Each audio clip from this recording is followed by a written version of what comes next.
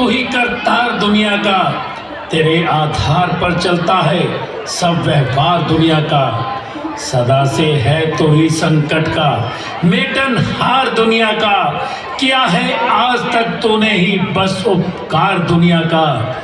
तू ही दुख दर्द नाशक है, तू ही दीनों का पालक है, तू ही है आस निर्बल की, तू ही प्राणों का रक्षक है। सत्य विचार है महाराज, वही बंधु सखा स्वामी, उसी का सच्चा नाता है। जगत को जो भी मिलता है उसी के घर से आता है। कहिए मंत्री जी, प्रजा में सब प्रकार से शांति तो है? किसी मनुष्य, जीव, जंतु इत्यादि को किसी प्रकार का कोई कष्ट तो नहीं? महाराज, आपके प्रताप से और गुरुदेव के आशीर्वाद से प्रजा हर प्रकार से सुखी है। चूते लग रहा है पिंक वाला, कुर्सी मत लगेगा गाड़ू। नया बंदा है, नया ज़्यादा बैठा जितने भी बैठे सारे नए बंदे हैं। महाराज की जय हो। कहो द्वारपाल, क्या समाचार लाए हो? महाराज, महामुनि विश्वामित्र दरबार में पधार रहे हैं। महामुनि विश्वामित्र जी, अहो भाग्य मेरे। आइए गुरुदेव, हम स्वयं उनके स्वागत के लिए राजद्वार तक चलते हैं। आइए मंत्री जी, आप भी हमारे साथ आइए। रावण बना है, रावण बनता है, लग तो रहा है।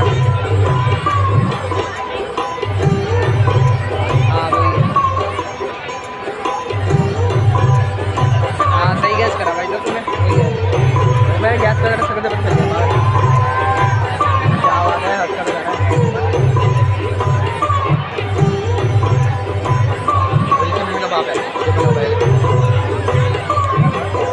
ऋषिराज, आपने बड़ा उपकार किया जो दास को दर्शन दिए। अयोध्या का कोई शुभ कार्य उदय हो गया है जो आपने अपने चरणों से इसे पवित्र बनाया है।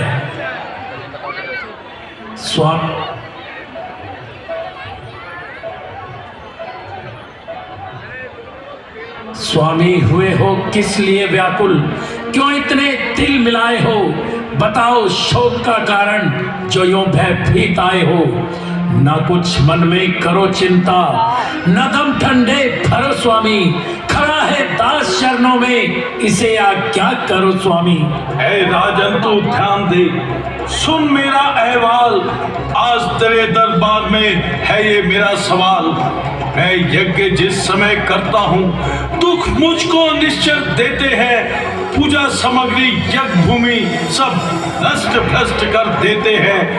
असुरों के अत्याचारों से भय पाकर के घबराया मैं।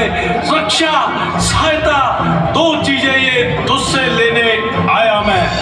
हे राजन, तेरे राज्य में घोर अंधेर हो रहा है।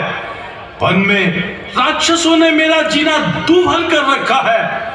यदि तू इस प्रजा की रक्षा नहीं कर सकता तो तू इस राजपाट का अधिकारी नहीं। राज्य में जब इस तरह का व्यवहार हो, जिंदगी पर फिर मेरी धिक्कार है। बस ऋषिराज, अब नहीं सहा जाता। अन्यायियों का पाप देखकर चुप नहीं रह जाता। मैं प्रतिज्ञा करता हूं कि आपके हित के लिए हर उचित कार्य करूंगा। उन दुष्टों का अंत करके ही आराम करूंगा। महामंत्री, आप सेना सहित तैयार हो जाओ। हम स्वयं राक्षसों का संहार करेंगे। मेरा कर्तव्य है पहला, ऋषि की आन की रक्षा। करूंगा प्राण देकर भी तुम्हारे मान की रक्षा। धन्य हो राजन, धन्य हो। संसार को तुम जैसे ही धर्म के राजाओं की आवश्यकता है, परंतु हमारे इस छोटे से कार्य के लिए तुम्हारा कष्ट उठाना आवश्यक नहीं। हमारे हित के लिए केवल इतना कीजिए कि राम और लक्ष्मण को हमारे संग कर दीजिए। उन्हीं के द्वारा हमारे सब कार्य सिद्ध होंगे और तुम्हारा यश संसार में अमर पद पाएगा। करेंगे हर तरह दोनों, यही उद्धार तीनों का। करो इस भांति करना है यदि उपकार तीनों का। महाराज, ये आप क्या मांग रहे हैं? ऋषिराज दोनों बालक भोले भाले नादान से हैं, रण विद्या में क्या जाने, लड़ने में अभी अनजान से हैं। लो राज ताज दौलत लश्कर, इसमें मुझको तकरार नहीं, आज्ञा हो तो मैं चला चलूं, इसमें मुझको इनकार नहीं। वैसे तो चारों मेरी बूढ़ी आंखों के तारे हैं, लेकिन ये राम लखन दोनों प्राणों से भी प्यारे हैं। करो उपकार इतना, मत कहो ऐसे वचन स्वामी, करूंगा किस तरह मैं शोक पुत्रों का सहन स्वामी। दशरथ, तो जैसे ज्ञानी को ऐसा विचार नहीं सुहाता है, सब सर के बाल सफेद हुए अब भी माया को मोहता है। यदि आज विष्णु से कहता मैं चल देते छोड़ गरुड़ वाहन, शिव से फरियाद अगर करता हिल जाता उनका भी आसन। जिनको तुम बालक कहते हो वे बड़े ही अद्भुत बालक हैं, जिनको तुम पुत्र समझते हो वही सृष्टि के बालक हैं। बंधे हैं उनकी आज्ञा में सकल व्यवहार दुनिया का, उन्हीं के आश्रय चलता ये कारोबार दुनिया का। ऋषिराज, आपका यह उपदेश बड़ा ही हितकारी है, परंतु ममता के मार्ग में निष्फल होता है, इसलिए मोह का पराक्रम दृढ़ और निश्चल होता है। फिर वही बात, फिर वही कायरता। राजन, क्या सूर्य वंश की नीति को इसी प्रकार भी माना चाहते हो? क्या ममता और मोह में फंसकर यश पाना चाहते हो? क्या महाराज दलीप के गौरव और भागीरथ की मर्यादा का यही उदाहरण है? क्या हरिश्चंद्र के सत्य और रघु के यश का यही उदाहरण है? क्या इसी निर्बल हृदय से प्रजा की रक्षा का भार उठाया है? क्या साधु सेवा और धर्म पालन का झूठा आडंबर रचाया है? बस बस रहने दो। एक ही क्षत्रियों के मन में कितनी दीनता, कितना कुल अभिमान और कितनी साहस वीरता है। भली बस दूर से ही ये कहानी दूर की, अरे ढोल की आवाज है केवल सुहानी दूर की। क्षमा ऋषिराज, क्षमा। बस राजन, अब सज्जुग बीत गया।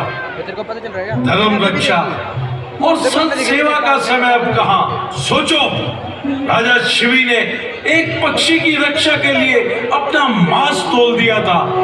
राजा दलीप ने एक दीन गऊ के लिए एक सिंह का आहार बनना स्वीकार किया, परंतु अब वह समय का, अब तो केवल नाम के राजा रह गए, जिसमें दया और परोपकार ढूंढना अपने आप को धोखा देना है। अच्छा, आनंद से रहो राजन, हमारे भी भगवान रक्षक हैं। ये हाथी, घोड़े, सेना हमारे किसी काम की नहीं। हमारा जो उद्देश्य था वह निष्फल होता है। अच्छा, हम जाते हैं। ठहरिए मुनिवर, राजा मोह के वश में होकर अपना कर्तव्य भूल रहे हैं, उन्हें एक बार सोचने का अवसर दीजिए। हे राजन, यह समय मोह ममता में पड़ने का नहीं है, चिंता में उलझने का भी नहीं है। महामुनि विश्वामित्र को अपने द्वार से निराश होकर ना जाने दीजिए। राम और लक्ष्मण को निसंकोच इनके संग कर दीजिए। यह तेरे इन सुकुमारों को विद्या और धर्म सिखाएंगे, गुणवान और अनुभवी होकर आनंद सहित घर आएंगे। अच्छा गुरुदेव, आपकी और ऋषिराज की आज्ञा को श्रद्धार्य करता हूँ। धर्म की रक्षा के लिए मोह और ममता को वश में करता हूँ। जाओ सुमन जी, आप राम और लक्ष्मण को जाकर ले आइए। जो आज्ञा महाराज। मैं यार बच्चों बिठा, बच्चे ए बाबू नीचे बैठ जाओ। जरा तू इसका नाम पता? यहाँ से बोल रहा भाई नीचे बैठ जाओ बाबू। यहाँ से बोलेगा बैठ जो धक्का रहा है सीधा सीधा। अरे हम भी देखना है।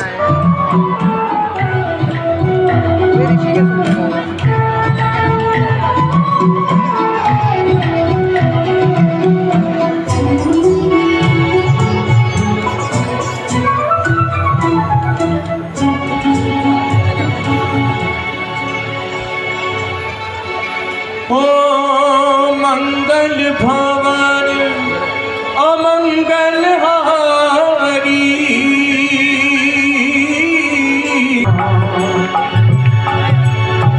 रघुकुल सदा चली आई ओ प्राण जाए पर वचन न जाई राम सिया राम जय राम जय राम जय राम जय राम क्या जेन्युइन लग रहे हैं यार।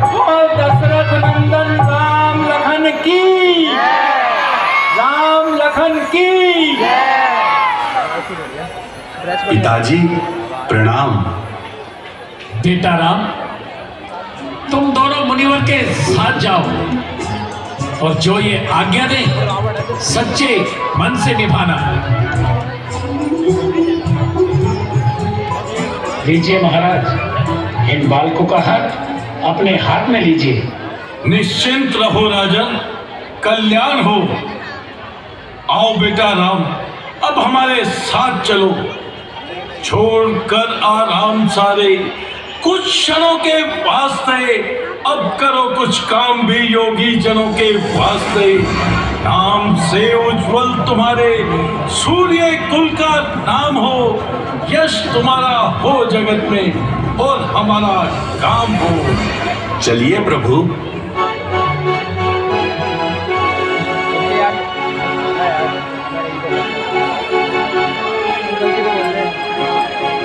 बाबू अरे बाबू थोड़ा बहुत रहा है भाई अपने बच्चे राम लखन आपके बीच में से होते हुए तो विश्वामित्र के साथ जा रहे हैं। आप अवलोकन करें और इनका आशीर्वाद ग्रहण करें। बहुत नजदीक से आप दर्शन पाएं, अनुशासन को बनाए रखें और कुर्सियों के ऊपर खड़े होने की कोशिश ना करें।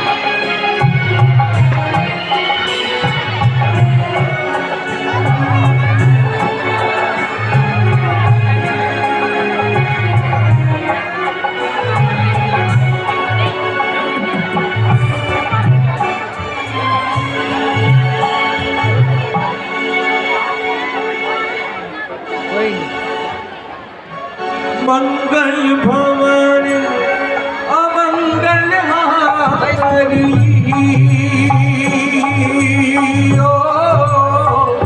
द्रवहुस दशरथ अजर बिहारी राम सिया राम जय जय राम।